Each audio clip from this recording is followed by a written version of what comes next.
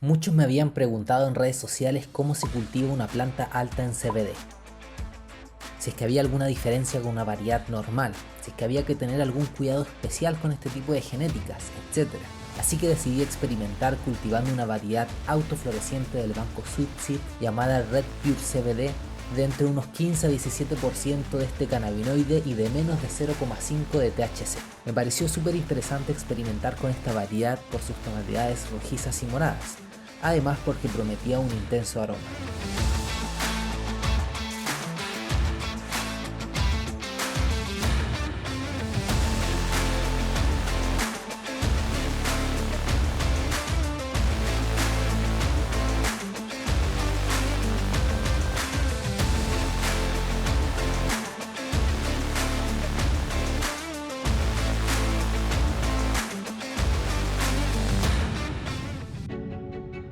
Lo primero que quiero dejar claro es que no hay mayor diferencia entre el cultivo de una variedad alta en CBD versus una alta en THC.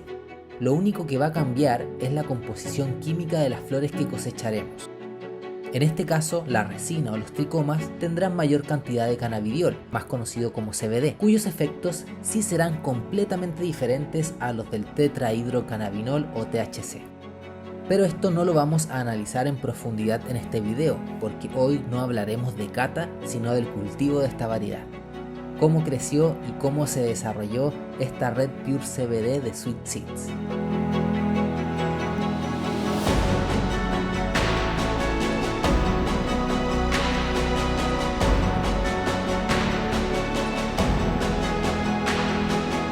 Como puedes ver, este cultivo fue en interior.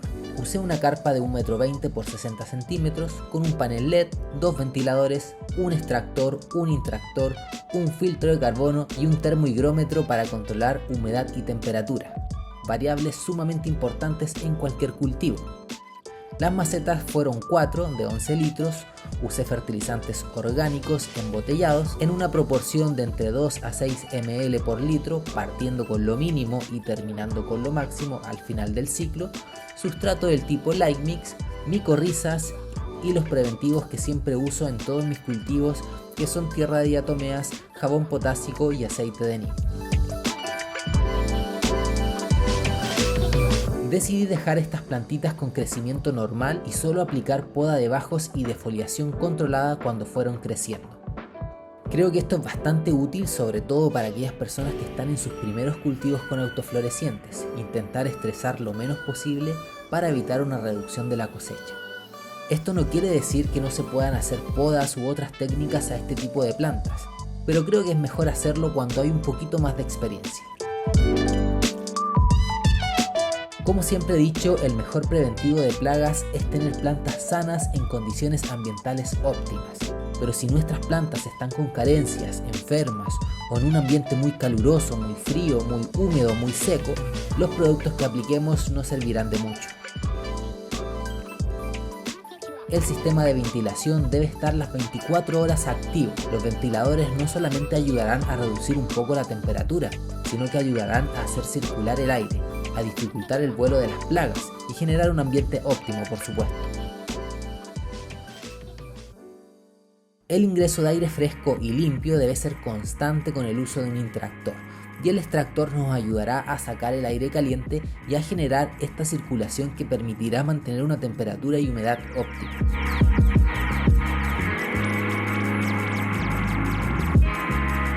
La iluminación que utilicemos afectará directamente la temperatura de la carpa. El sodio, por ejemplo, emite bastante calor, por ende podría ser una mejor alternativa para el invierno. Los LEDs emiten menos calor, por lo que en contextos muy cálidos será la mejor opción. Por supuesto, en cuanto a la eficiencia energética, los LEDs también llevan la delantera, pero cada persona tiene condiciones diferentes, implementos diferentes, y en este video intento solamente mostrarte mi experiencia más que ponerme en la situación de todas las personas que están mirando este video. Acá simplemente te muestro que los resultados que obtuve fueron con los implementos que yo tengo. Si tú no tienes estos implementos, deberás buscar alternativas que te permitan generar las condiciones generales que muestro para un óptimo desarrollo de las plantas.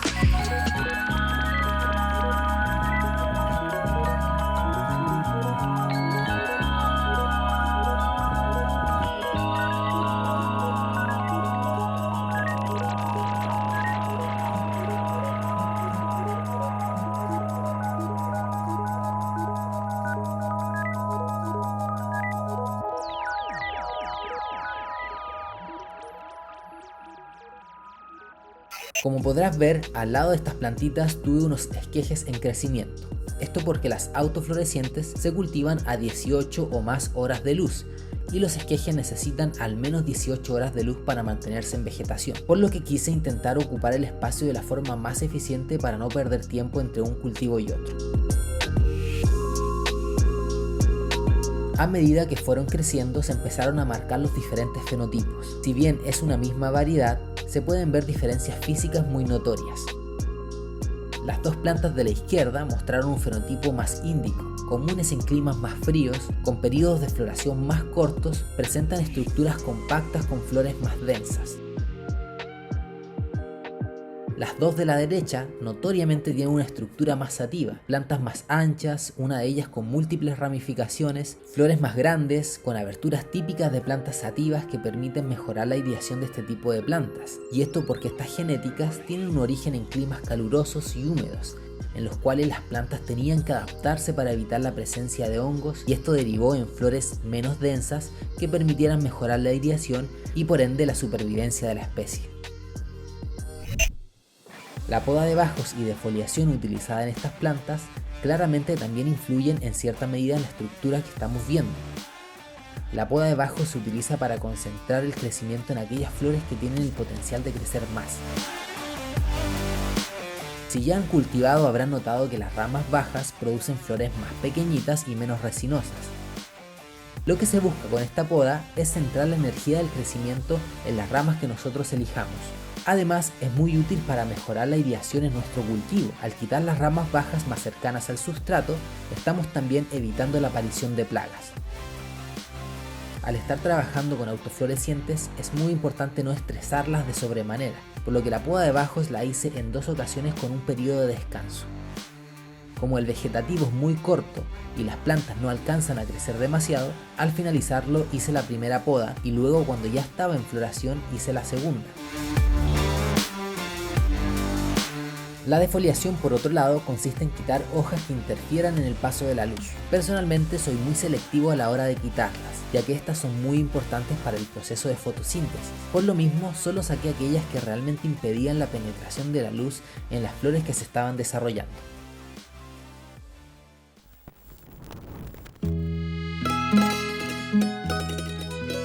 Utilizando estas dos técnicas conseguí el resultado que puedes apreciar en este video. 3 de las plantas generaron un cogollo principal muy bien desarrollado.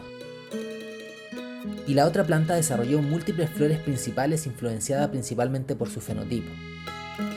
Como puedes apreciar, las plantas crecieron fuertes con flores grandes y resinosas. La variedad fue bastante tolerante a las técnicas utilizadas, por lo que definitivamente debo decir que llegaron bastante bien al final de su ciclo.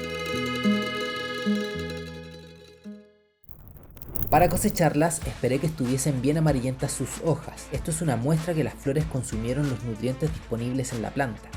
Como estábamos en invierno, saqué gran parte de las hojas antes de empezar el proceso de secado. De esta forma evitamos la aparición de hongos. Definitivamente quedé muy conforme con el resultado de esta Red Pure CBD de Sweet Seed. El aroma de las flores es muy intenso, algunas un tanto más dulces y otras un tanto más cítricas. Los fenotipos más sativos fueron los que más produjeron, las plantas más altas. Sin embargo, los otros tenían unas flores bien apretadas, muy duras, resinosas y muy bonitas. Como viste, la estructura de las plantas es la misma, los cuidados también. Sin embargo, cuando hablamos del efecto es radicalmente diferente. Aquellas personas que buscan un efecto terapéutico y que quieren evitar el subidón mental del THC prefieren este tipo de variedades. Aunque cabe destacar que el THC también tiene un potencial terapéutico y ya se sabe que la combinación de los compuestos de esta planta es mucho más útil que el uso de los componentes de forma aislada. También es importante mencionar que el CBD actúa como antagonista del THC. Esto quiere decir que reduce los efectos mentales del THC. Por ende, cuando alguien sufre una pálida o una sobredosificación por THC, usar CBD puede ayudarnos a reducir ese efecto. El CBD no provoca intoxicación y no tiene el potencial de ser abusado según la propia Organización Mundial de la Salud. Hoy se le reconoce propiedades para tratar enfermedades inflamatorias como la artritis, para reducir convulsiones ha visto que es muy efectivo, para tratar el dolor crónico también, entre otras. Personalmente, una de mis motivaciones para cultivar esta variedad era porque quería ver si me funcionaba para inflamaciones que surgieron en mis manos. Pensaba que era artritis y que me podría ayudar. Sin embargo, no alcancé a preparar la crema que tenía en mente porque mi problema después de 2 años ya se ha solucionado. Y no tenía que ver con la artritis, sino que con un problema de la piel. Sin duda hay un mundo que descubrir respecto a este compuesto y a sus aplicaciones. Lamentablemente, debido a la prohibición, el conocimiento se estancó y recién hace algunos años se ha despertado nuevamente el interés y hoy se está estudiando muchísimo más, y en mercados como el estadounidense incluso se encuentra completamente legalizado este compuesto. Espero que te haya gustado este nuevo seguimiento. Muchísimas gracias a Sweet Seed por haber patrocinado este video y por habernos brindado esta variedad para que la probemos. Definitivamente quedé muy contento con el resultado. Comenta si es que alguna vez has probado alguna variedad alta en CBD, suscríbete al canal y deja un tremendo like para que apoyes este contenido que cuesta tanto difundir acá en redes sociales. Cuídate mucho y nos estamos viendo en una próxima ocasión.